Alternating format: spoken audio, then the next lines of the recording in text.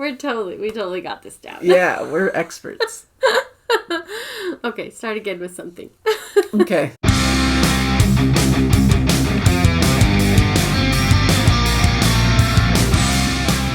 All right, hello everybody. This is Nathan on Shuffle, and we're starting a new show this time around. This is our first episode of a new concept that we introduced in our 100th episode show, but now we're doing our first episode.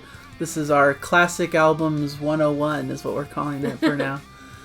Basically where we just go through some classic albums throughout the years and listen to them and give a discussion about them. Mostly, I thought this would be fun to do with Jana because she hasn't heard any of these albums before. She may have heard songs by these artists, like greatest hits kind of stuff, but she hasn't really sat and listened to full albums. I think that's one of the things that I've discovered in this YouTube journey of ours is that I don't listen to full albums. I listen to singles. I listen to the radio. And the times that I have bought an album or a CD or something, I've played the singles first, and then at some point I'll go back and listen to all the other songs. So I don't think that I have a good appreciation for a full album. Right. So this is what this is what I would like to gain from this experience is to be able to appreciate albums, like great albums of the past that I have never heard before. So, including this one we're talking about today, I had never heard the whole album before. So yeah, so I kind of did a series I started called Defining Albums Through the Years solo that I just didn't feel like it was really one of my best shows, so I decided to kind of shelve that one and turn it into this, because from my perspective, what I was trying to do with that one was I was trying to build up my vinyl collection, essentially, and trying to get these classic albums that everyone kind of agrees are the best albums of all time, essentially. Yeah. And some of them I haven't really heard very much either, so I thought it would be a good way to introduce me to these and kind of talk about them on the channel. So. And you started doing this well before you started your YouTube channel. Yeah, it was a project. A couple months. Even before that, yeah, just for a couple months.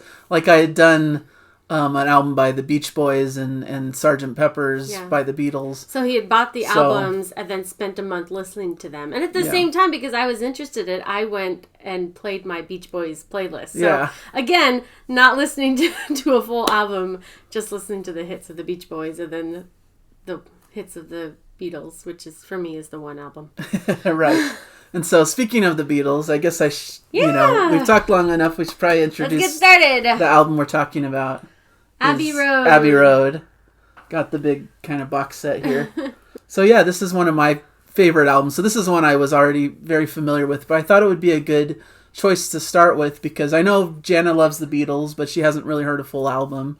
So I thought she could appreciate it. Loves the Beatles is like a very not very deep love. Right. I know how to I love all their songs that I have heard. Yeah. So I have not heard all of their songs. So just real quick, I did not grow up listening to the Beatles because I don't think my mom liked them very much, and so they just weren't a presence in our house. And so when I was about 20, I was like, I'm gonna find out about these Beatles guys and see what they have. And it was right when the One album had come out, and I'm like, oh, perfect, greatest hits.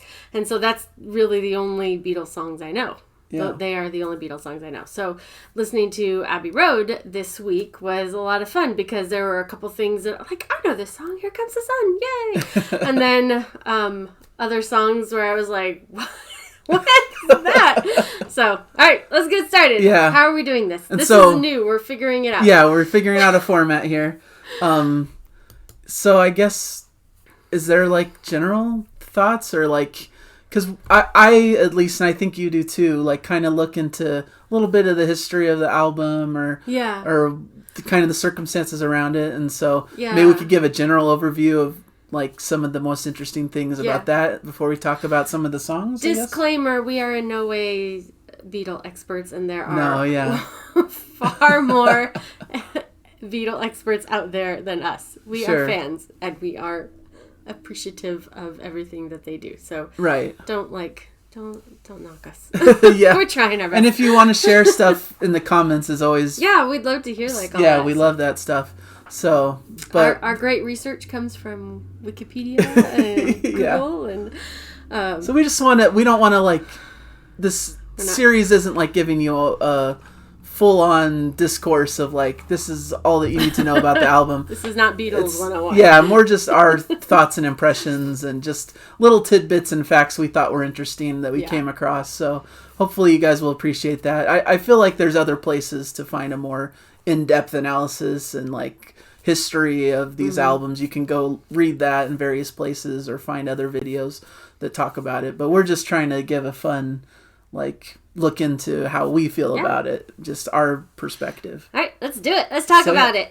All right. So things that I learned about this album, that it was the last one that they recorded together, like that they were in one place to record together. I learned, I had no idea before that Paul McCartney is barefoot on the classic Crossing the Street scene. Yeah. And apparently there's a whole like... Yeah, like, we were talking about. Yeah, a whole conspiracy theory that Paul McCartney was actually dead because he was barefoot, and so it was represented because John Lennon was in white and representing heaven, and Ringo Starr was in black and representing hell, and George Harrison was in all denim representing the gravedigger, and then like Paul McCartney is like out of step, which I didn't notice either, and barefoot, and so he's like the dead body. So I was like, what? Yeah. I just thought it was a cool image, very symmetrical looking. I liked it. Yeah, kind of a wild like theory that ran around at that time. There was different things, I think, like if you played a certain part of a record backwards, it said like I buried Paul or something, like just different random weird things. I don't know if it was intentionally inserted by the Beatles or if people just like picked up on these weird things that didn't even make sense. Sometimes people will.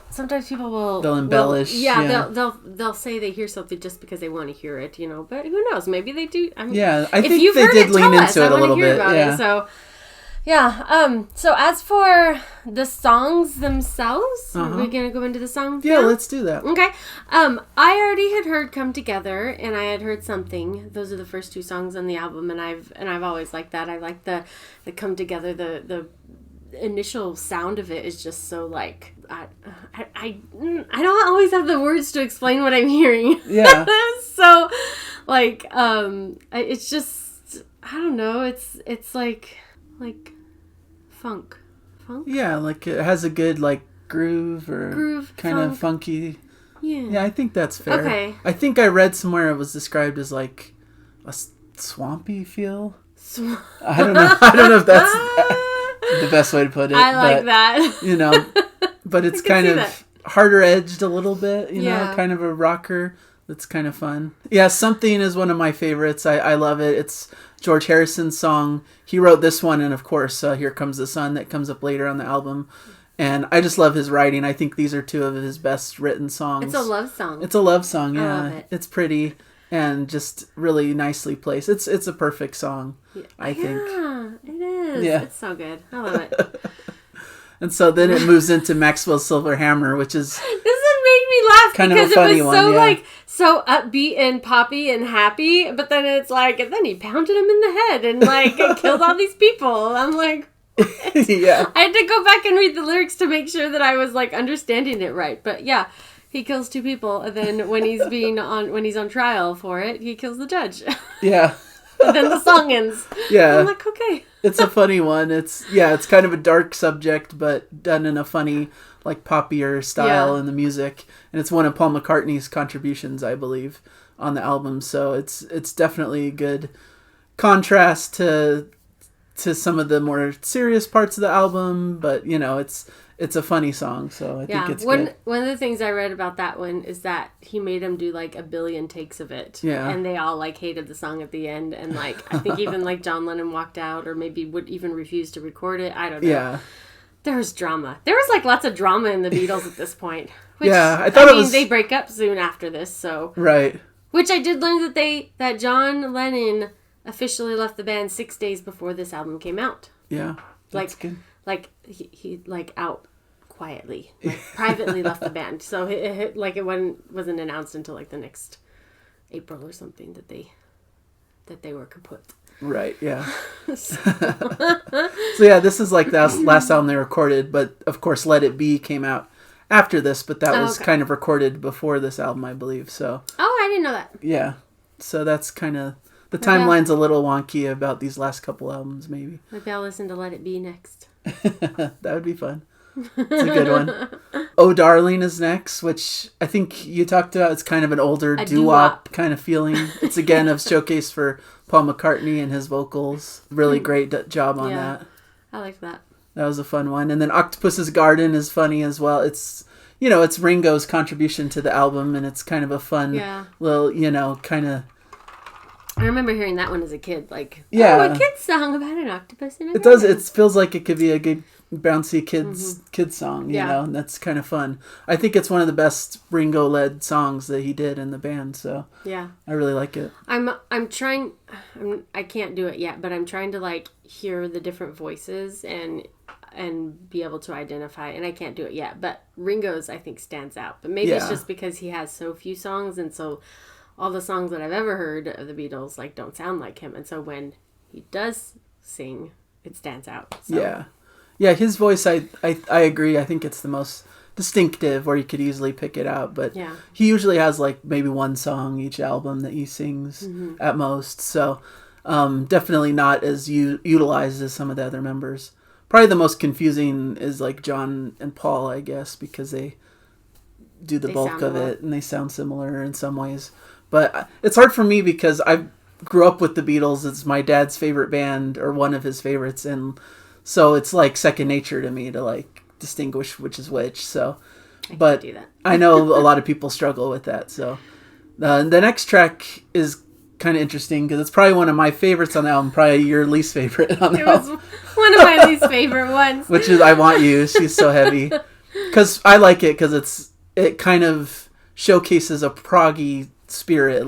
It was them starting to get a little bit more proggy in their style. It's a longer extended song that goes through a lot of sections, and it has kind of an extended ending that kind of replays the riff but kind of builds and builds. It's really exciting and a fun song, and there's little sections in it where it kind of does a laid back, more jazzy kind of vibe for a little bit before it gets back into kind of the heavier part of it. So I kind of like that style. It kind of feels more varied and interesting.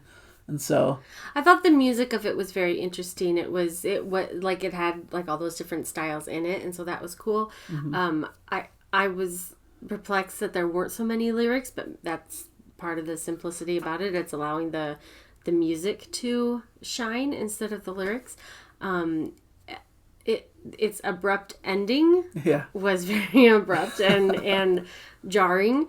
But I read that he just said, okay, cut it right here. And it was going to run out of space 20 seconds later anyway. Yeah. And so they just cut it right there and leave it like that. And so I think it's kind of cool. Yeah. Kind of as a little aside, on the latest Neil Morse Band album, they end their album this way, where it just kind of stops and ends. And it's kind of, according to Mike Portnoy, kind of a tribute a little bit to this album. Oh, cool. So that's kind of something Mike Portnoy, he's done on a couple.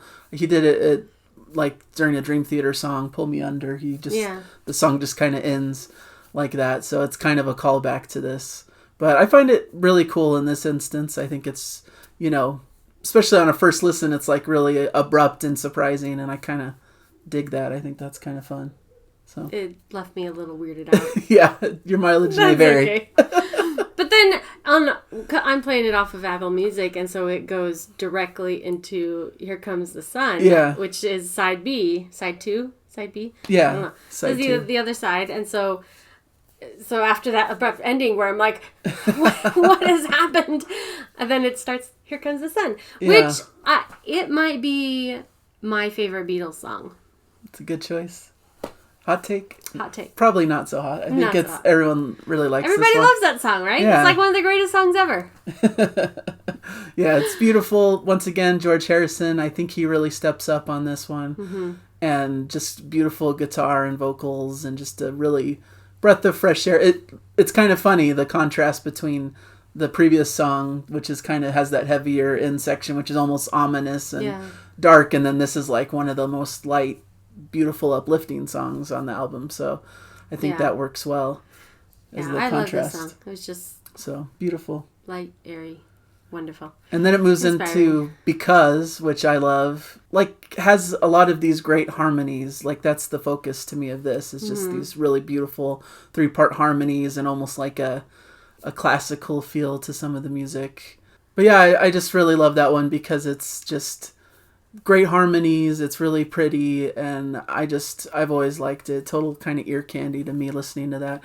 And then it moves into kind of the start of like a medley of songs. I did like the medley, though. I didn't know it was a medley going into it. So I'm like, why is that song we're on, it's so short. Why are we on the next one already? Like, it didn't end.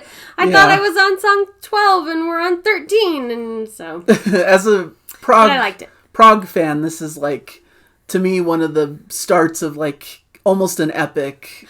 This is like what they're doing, what I keep saying all the long prog songs should do, is to cut it up into sections. And go. It confused me at first. So you finally got what you want, but then you didn't like it. Oh, man. That's funny.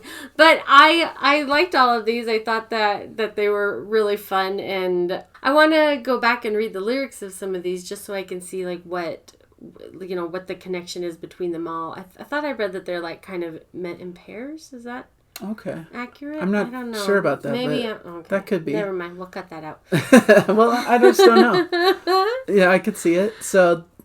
Yeah, there's so many highlights and great parts of all this medley. Yeah. What brings to mind for me, once again, bringing my Neil Morse connection into this, is that Neil Morse, Transatlantic has a song called Sweet Charlotte Pike on Bridge Across Forever, which is somewhat of a tribute to this, and it's kind of a medley in a similar way, where it's just kind of a bunch of different songs that they worked on from the album, almost leftovers that they kind of like strung all together as a medley. And live in concert, they would intercut it with tracks from this medley from Abbey Road. Really? So it's kind of like this big, massive Beatles tribute moment. And interesting. So it's really cool. So I really love it for that reason.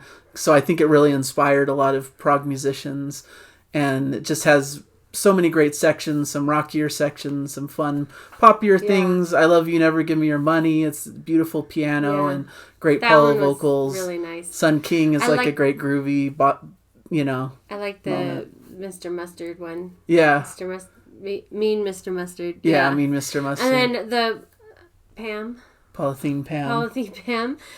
That went right into the other one, and I think that was the one where I was like, wait, I'm in the next song already? Because it was only like a minute and a half. Yeah, they're really short, and they just run right next to each other. So, that was cool. And Golden Slumber I really liked. I thought that was beautiful. Like a beautiful, like just a sweet sounding... almost like a lullaby or something, just ballad with like orchestration and... It's a pretty one, for sure. I love the end. The end of the track is all the guitar solos and the drum solo. That's what I was reading about. The last time that I listened to this, I was kind of like reading the Wikipedia page at the same time, and there's a paragraph about this song. And in it says, like, there's a drum solo, which they said is the only drum solo in all of the Beatles catalog. Mm-hmm. And I love the drum solo. That's one of your favorite parts. I thought it was so fun. Yeah. And then there's a guitar solo, but it's the three, like, in 2 bars and 2 measures each. Mm-hmm. Like, first McCartney, then Harrison, then Lennon, or I could have the order wrong, but and then they would repeat the pattern for a couple stanzas, and so they would play it, and as I was reading this, it happened to be playing, and I could hear like all the different guitars, and they all, like, all 3 guitars sound different, like they've all got different effects or different way that they're playing them, and so it was really cool, like, to learn about that, like, right when I was listening to it, because I didn't catch that the first time, that it was like I just heard guitar, and then once I knew that, then I could sit there and be like, oh, okay.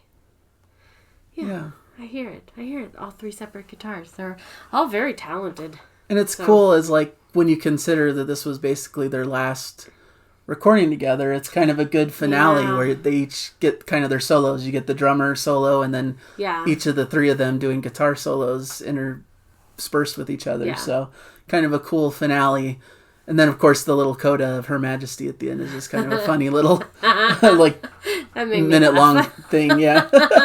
I think I read that it was going to be part of the big medley, and then they didn't cut it. Yeah, they cut it. Didn't feel like it fit in with that, so they put it in at the end as a little like the kind of editors bonus. were like told like never cut anything, and so it was there. So they're like, okay, we'll just tack this on the end. So yeah, and then they so it got pressed that way, and then they're like, all right, that sounds cool. That works. So yeah, all in all, it's one of my favorite albums. It really speaks to me because of that love that my dad has for the Beatles and shared with me, and because I think it has little elements that kind of influence prog to come, which of course is my favorite genre. So maybe those are the elements you don't like as much, but you know, it has kind of the balance of that classic Beatles like pop harmonies and beautiful music like Here Comes the Sun and some of the more poppy moments, but then it has these long medleys and these longer playouts like, you know, like that She's So Heavy. So kind of like dips its toes in both worlds a little bit. Yeah, I liked it. I thought listening to the whole album and learning a little bit about its history, I think was really great because it was, first, I'm a student of history. I really like I read Wikipedia articles for fun. And I know I'm not the only one out there. And so just to be able to add this little bit of knowledge about this musical history into my brain was like really cool, and to have all this music, you know, to understand the context more about like what was going on. So yeah, so thumbs up. I don't know if we should give like a rating or a score or something. Maybe that's too hard. We'll just say a thumbs up or not. We recommend it. We recommend it, yeah. I mean, we're going to recommend all of them. Yeah, these are all classics. So maybe we don't need to recommend. Everyone kind of probably already knows this or has already come up with their opinions on it. So maybe check it out if you haven't yet. Who hasn't though, right? You never know. You never know. So find it, listen to it, and if you have anything else to share it in the comments. We'd love to hear what you have to say. Yeah. And I kind of think it'd be fun to tease the next episode. I don't know what it is. Yeah, I've kind of made a master list, and I wouldn't mind getting some ideas and like suggestions in the comments as well if you have ideas of classic albums. But I'm trying to pick like the big classics, like not these little obscure and non-prog. We're doing specifically like not prog because we do prog reactions separately. So I don't want to like pick a bunch of albums where it spoils some of the prog choices we have for Jana Reacts. Yeah. So this is just classic rock mostly, some maybe classic pop as well. Is kind of what I'm thinking, and kind of going in chronological order. So, and then I have more to explain about this. I'm just kidding. So I'm kind of going in a chronological order. So next chronologically, this was in 1969. Yeah. So another 1969 album is called Tommy by The Who. So I thought that could be fun. I did The Who as my own defining albums. I did Who's Next as one of their classics, but I thought it'd be fun to do Tommy together. Do I know any songs off this album? I don't know if you would. Honestly, I don't, like, I've probably heard the Who music. The Who, yeah. How do you stylize that? I've probably heard The Who's music. I don't know. They have some huge classic rock staples. I wouldn't know what their songs like are. Bob O'Reilly or Pinball Wizard or, they have a few classics. Okay, I don't know those by their title. So maybe if I've heard them, I'll know them. But so this will be good. This will be interesting. It's kind of I don't know if I want to spoil too much about it, but it's a concept album. It tells a story. Okay. So I thought it could be kind of fun. Because I know you like musicals and I do love a good musical. You like music that tells a story, I think. I do. So this may be interesting. And it'll have some fun things to look into on Wikipedia. Okay. So I don't know if you'll get the whole story just listening to the album, but you can look up what the story is and where it came from. So I don't know. I thought that'd be a fun next choice. Well, that's exciting. So if you want to listen, what's it called? Tommy by The Who. Listen in the next 2 weeks, and then you can Yeah. Then you can check join out us. Our reaction. Yeah. Not a reaction. It's not a reaction. Check out our album discussion. On Classic Albums 101. Yeah. Thank you guys so much. And please subscribe if you like what we're doing here. Give us any feedback. This is a beginning show. Yeah. We're trying to figure it out. All right. So thank you guys. And subscribe if you like what we're doing as usual. And just keep enjoying the music. Enjoying your classic albums. Bye. Bye.